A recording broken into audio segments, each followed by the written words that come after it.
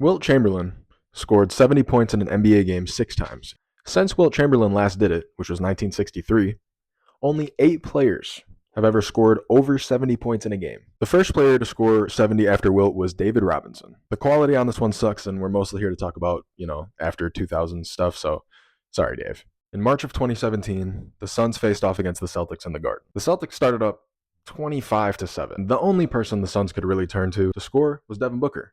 He had 45 points with 6 minutes left in the game. 7 minutes. I'm sorry, 7 minutes. Don't do it. Once he hit 50, they literally went Bam mode. And yes, that's what I'm calling it now. 28 points in the fourth quarter would be a lot more impressive if they actually had a shot to win the game, aka they needed the points. You know what I mean? But they were not winning this game. In 2024, Joel Embiid scored 70 against Wemby and the Spurs, who, granted, were not a very good team this year. They were like 8-34 at this time, I'm pretty sure. He did shoot 23 free throws in this game, but a lot of them were and ones. And just for comparison to the Booker game, Embiid hit 50 with 5 minutes left in the third quarter. He only got fouled one time between 60 and 70 points. This is way more of a legit scoring performance than I thought, but they didn't really need the buckets. They didn't really need him to score 70 to win the game. To kick off the year in 2023, Donovan Mitchell scored 71 against the Bulls. And this one is interesting because it went to overtime. But Donovan Mitchell basically single-handedly forced overtime, and he scored 90% of their points in overtime. I think they had 15, and he had 13 of those. He did only have 58 in regulation, but they really did need these buckets. I mean, it was a close game right up until overtime, and even in overtime, Donovan Mitchell took over. Probably the most impressive of the three that we've talked about. Actually, no, definitely the most impressive of the three that we've talked about. A little less than 2 months later, Damian Lillard scored the exact same amount of points, 71, against the Houston Rockets, who he loves torching historically. Portland was running the first half, and Houston did start to catch up a little bit there at the end, and I would say that they maybe had a chance. I think they were within single digits at a point, but then Damian Lillard just started torching again. No OT, shot 14 free throws, made them all. I mean, that's 57 points of straight buckets. Just about a year after Dame and Donovan both dropped 71 within 2 months of each other, within 4 days of Joel Embiid scoring 70, Luka decided to one-up everybody. 45 in the first half, he shot 76% on the game, and Dallas legit needed every single point that he scored. I don't think they were ever up by more than 10. Now, if you've noticed, we're going from least points to most points, except for this one, and I think you know why.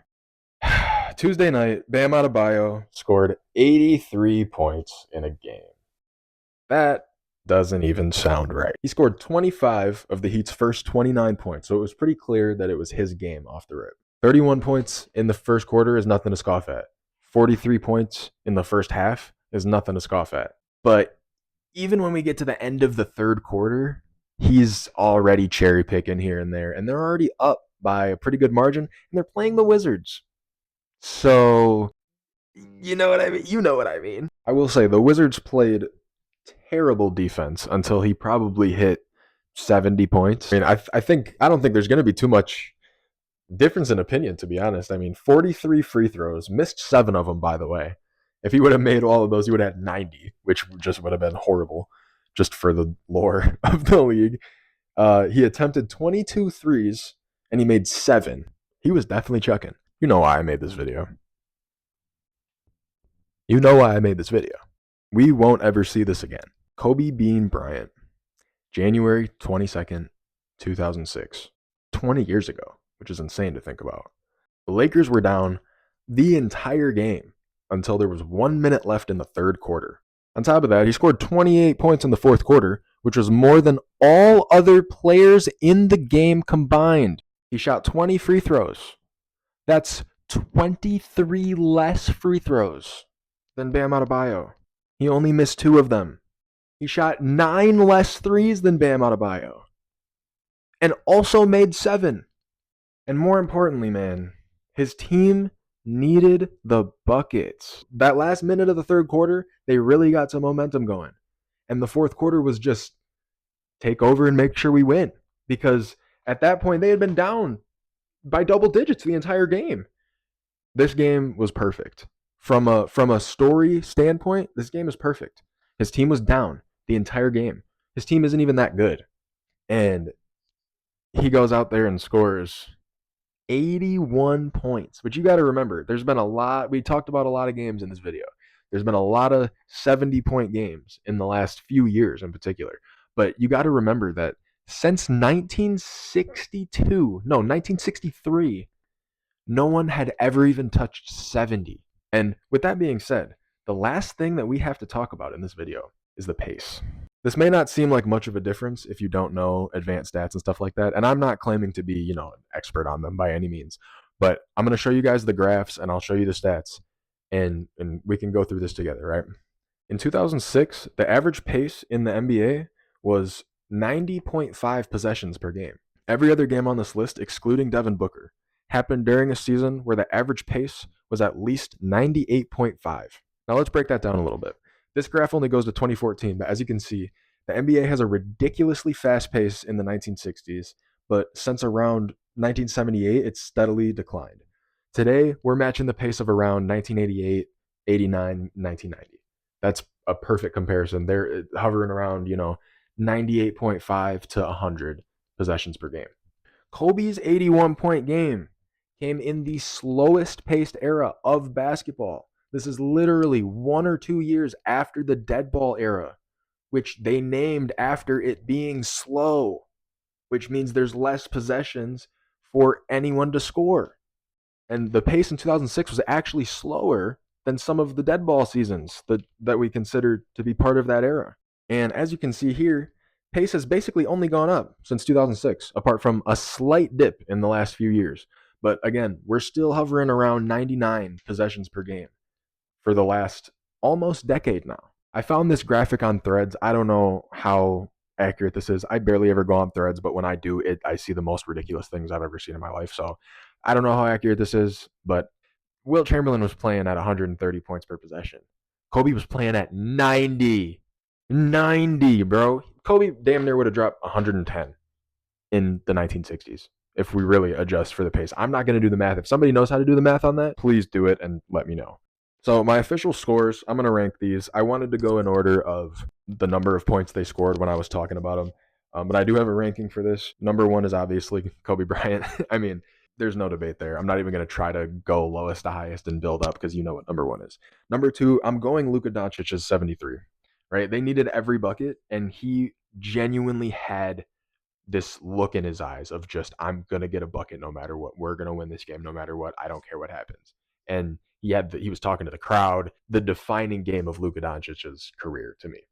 Number three, I'm going Donovan Mitchell, 71 points. Only reason I'm putting it slightly above Damian Lillard's is because it was a closer game. The Cavs and the Bulls was a closer game than the Blazers and the Rockets, and that's really it. These are basically equal. I mean, they literally scored the same amount of points. Lillard's was like straight buckets. Like watching that back was crazy. I did not really remember him really cooking them like that, but he did. Donovan Mitchell's was crazy because he really brought them back up in the last final minutes to force overtime. Had that crazy putback on his own free throw. Yeah, we can just say those two are interchangeable at 3-4 in the rankings. Number five, reluctantly, I am gonna put Bam Adebayo. I truly think that 72 to 74 of the points that he scored in this game were legit buckets. It was only at the end when he started charging into people and chucking threes and foul baiting and just clearly trying to break the record. It takes away from it. You know what I mean? And I feel like most NBA fans feel this way. It takes away from the moment when you're so aware of the moment. Like I kind of want to compare it to LeBron breaking the all-time scoring record. Just that shot. Like obviously, like Bam chasing that in a game against the Wizards is much worse and much more embarrassing for him than what LeBron did. I just think it was slightly corny when LeBron like hit the shot that put him over Kareem and then turned around and like the whole game stopped for like 10 minutes. It's like, bro, like let's just play basketball. Like let's just keep it pushing. You can celebrate after the game. Motherfuckers are just clip farming at this point. Bam Adebayo is just, I mean, I'm going to put him above Joel Embiid. Honestly, it was pretty much the same in terms of like, did they need the buckets conversation? Like I said, 72, 74 legit points.